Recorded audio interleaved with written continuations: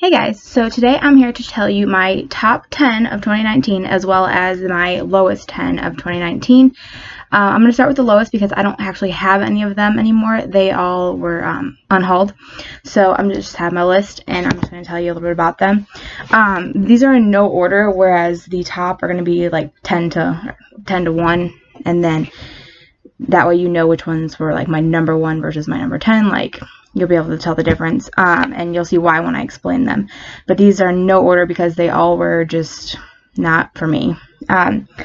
First one that I can think of was Girl with the Lower Back Tattoo, which is Amy Schumer's book. It just wasn't as funny as her stand-up, so I didn't really care for it. I also read the last 4 books in a series of unfortunate events, and I was very let down by the ending. So those are on my list. Broken Girls by Simone St. James. I just didn't care for it. It was kind of slow and boring. Milk and Honey and Fierce Fairy Tales are 2 poetry books that I read that I didn't really vibe with, as opposed to like Amanda Lovelace, whose books I absolutely loved last year.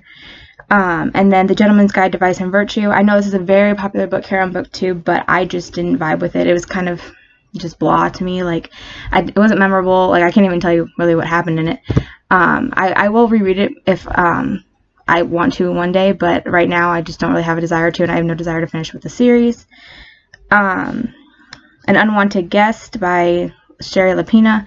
I love her books, but I just didn't care for this one. It was, like I said, not memorable. I can't talk. It wasn't memorable, and it wasn't very like captivating, and I just couldn't stay in the story. The Virgin Suicide is another one. The movie was actually better for me. I don't know why. Like, that doesn't happen to me a lot. Usually the book is always better for me. But with this one, it was just, it was hard to read a book written by a guy about girl problems and then the girls commit suicide. Like, that was just a hard thing to follow. It came off different in the movie for some reason. Priory of the Orange Tree, I read twice last year. I gave it a first try and I DNF'd it like 80 pages or 100 pages in, and then I reread it a couple months later, and I liked it more than I did the first time, obviously, because I did finish it and it's a huge like chunk of a book, but I wouldn't reread it. I don't want to read anymore if there is anymore. It kind of fell flat for me. And then I think the last one is The Choice by Nicholas Sparks. I love Nicholas Sparks. He's one of my favorite authors, as cliche as that is. But it was just bad. It's just bad. I don't even know how to explain it. I didn't like it. And it's a well-loved book, and I didn't even like the movie either. So that one just kind of got lost with me, I guess. Before I do my top 10, I do want to mention 3 authors who I absolutely loved last year and loved all their books. That's why I can't put them on this list, because there's multiple books. But that is Amanda Lovelace. She does the Girls Are Some Kind of Magic poetry books, as well as To Make Monsters Out of Girls and To Drink Coffee with a Ghost. Absolutely loved all 5 of those books that I mentioned, the 3 books in the first series and then lost 2 in the second series. And then Anna Todd, I'm one of the people that actually loved the book after and the whole series. The 5th book, which was like a prequel / the ending, was kind of weird, but I gave it a 4, and the rest I gave 5s to. I know that some people think that it's trash, or they think that, it's abusive, but if you can just look past that, as far as like, it's just a read. It's not somebody telling the story of their life, it's just a read. So I enjoyed them. And then last but not least is Rachel Hollis. I absolutely loved her books. I'm blanking on the names, of course. Girl Stop Apologizing, and I don't remember the other one. Girl Wash Your Face. That's what it is. So I absolutely love those. Those are great books. And yeah, let's get to the top 10. Sorry, I had to get a drink of water. Okay, so I actually have all of these books but one. I lent one to my mom. So we're going to start with number 10, which is The Kingdom by Jess Rothenberg. This is kind of like a futuristic Disney. I'm sorry if you hear whining, it's my dog.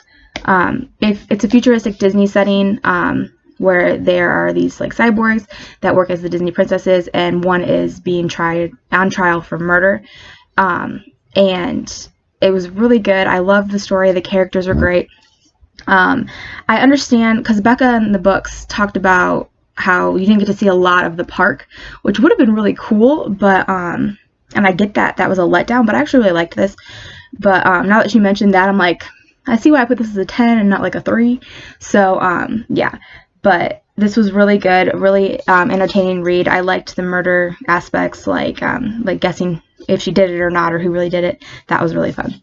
So that's that one. The next one, I actually was sent an arc of to review, and I did a review, and I actually have a video for that, so I'll link that below if I remember to. And that is The Disasters by PC Cast and Kristen Cast. I actually rebought this later down the road because a while back I got rid of my books. If you watch my Kindle review, you'll know that. If not, I got rid of my books and now I'm rebuying them all because I'm crazy. Anyway, this is about a guy and a girl who both have these powers, and they're being chased down by this group of people, and they're on the run, and like they've lost their family and all this other stuff, and it's really good. It's powerful. It's blanking on words. It is very dramatic, actually, because it doesn't like start off like light. It just punches you in the face. So it was really good. I liked that one a lot. The next one is nope, I lied. The next one is the one I lent to my mom, which is I'm trying to get the title right. This Will Hurt Only a Little, I think is what it's called, or This Will Hurt a Little, Only Hurt a Little. Yeah. Anyway, it's Busy Phillips' book. I watched Freaks and Geeks, and I've loved her since I've seen White Chicks, so I didn't know that she had a book. And then when I watched Freaks and Geeks, somebody mentioned that she had a book, and I was like, okay, I have to read that. So I read it, and it was great. She's amazing. I recommend it if you like memoirs or celebrity books. It was really good. So that was my number 8. My number 7 is Again But Better by Christina Ricci. Sorry if I'm saying that wrong. But this is about a girl who, I don't want to give it away. She has this love interest, and then she has to go back, like this thing happens and they have to fix it. It's hard. I don't want to explain it without giving anything away, but it's really good. Just trust me. It's a good contemporary, and it's kind of, it reads more like an adult than it does a YA, which I really appreciated. And for a fellow booktuber to have a book published and it actually be really good is really inspiring. So I really liked that one. Number 6 is Josh and Hazel's Guide to Not Dating by Christina Lauren, which is 2 different authors, Christina and Lauren. It's not a first name, last name. This is a adult contemporary, but it's really sweet and it's really funny, and there are sex scenes and they're good. But yeah, it was just a really fun read and I really liked it. So I actually got this one pretty cheap too at Second and Charles when I went to Georgia. So that was fun. The next one, which is number 5, is I Want to Eat Your Pancreas. This isn't really bad showing up in the light. Anyway, it's a manga, and I can't give it away either. It's about a boy and a girl and their relationship. We'll just say that. But it was really good, and we actually just bought the movie because we saw it in theaters, and we loved it so much we had to buy it, and it was like $40, but no regrets because it's amazing. You should watch the movie and read the manga. And then number 4 is 2 books because it's a series, but that is Heartstopper Volume 1 and Volume 2. I couldn't pick which one I liked more, so I'm doing both of them. This is my top 10, so deal with it. But I absolutely love both of these. I read them in like a day, which isn't hard because, I mean, they're comics, but they were really good. Really sweet. They have a playlist on Spotify, which I loved to go with it. And I can't wait for Volume 3 to come out, and I'm going to pre-order it when it does, before it does.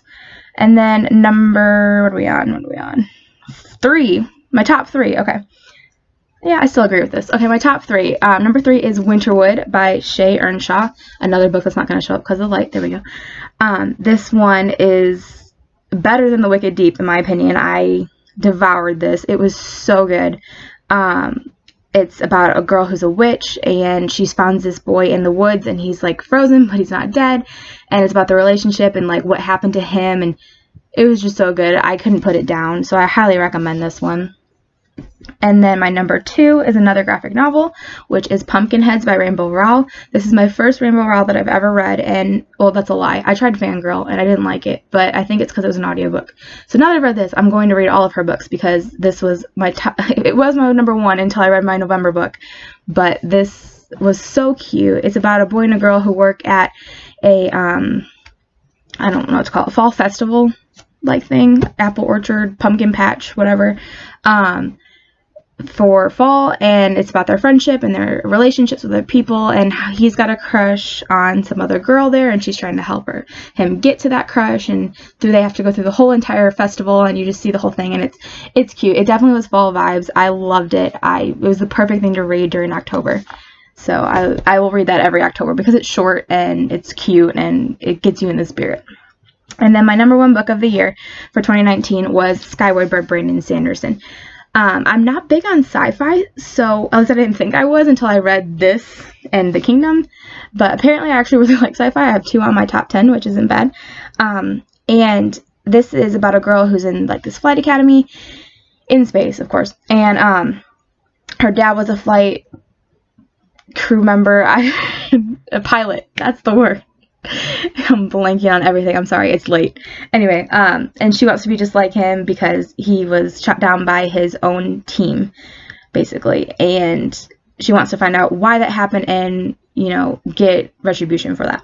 Not by hurting other people, but just proving wrong that, because they say he's a traitor and she doesn't believe it. So, you think it's about that, but it's actually really about her and the relationships. And this book had me feeling all the feels, so many emotions, up and down roller coaster. There was parts where I wanted to throw this book across the room because they killed certain people and I was very angry. And then they killed the next person. They didn't care. It was like Game of Thrones in here. So I recommend this. It's a very good emotional read.